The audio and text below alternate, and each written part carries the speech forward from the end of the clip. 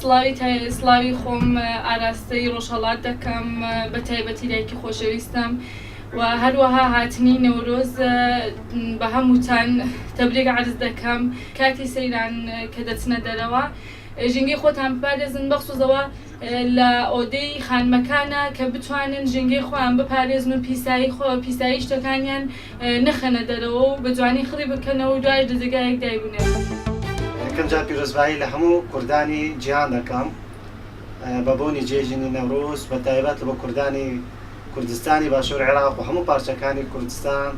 لە دەوڕەوەرم بە بۆنی جێژنی نەورۆز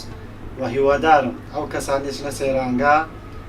پاکی و پاراستنی ژینگە زۆر گرنگە لە کاتی سەیرانکردن بە ئەو جیهانە لە هەموو شوێنێک چونکە ئەو ژینگەیە پیسبوونی ژینگە دەبتە هۆی پیسبوون و بەڵاوبوونەوەی نەخۆشی. هیوادارم بۆ هەموو تاکەچی کەس ئاگاداری ژینگەی کوردستان بێ ئاو هەوایەکە بیپارێزێ چۆن لە ماڵۆک بەخایەنی خۆراگری هیوادارم لە گەشتکردنەکان شەروا بن. هەرواشە ینی دەبێت کوردستانەکەمان خۆش بێ پێویست ناکە پیسیکە بە هیچ شێوەچی ئاگامان لێبێ ڕێزی یەکتری بگرین کەسی دیش با چاو لە ئێمە بکە هەر یەکە لەلایەن خۆیەوە با کار بکاتن زۆر احتیاجیە.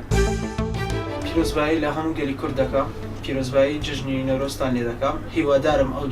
جژنەکی خۆشی و سەرفرازی بێ بۆ هەموو کوردان ئیشاڵە لێکارەوەشەوەدا کارم لە هەموو خوشکان و هەموو برایانی بەڕاست برای بەڕاست کە تۆ دەچی بۆ سەیرانگا تکایە شوێنەکەی خۆت خەیەکەوە وەک چۆن کە قبوڵ ناکەی ناو ترۆمبێڵەکەت پیس بێ یانیەوە کە هاوڕێیەکی خۆت لەگەڵ سواری سیارە بێتن قبوڵتە لە بەڕۆژە بخوایە شتێک بخواتن و زۆر زبلەکە فڕداتە بن پێیان قبوڵت نییە.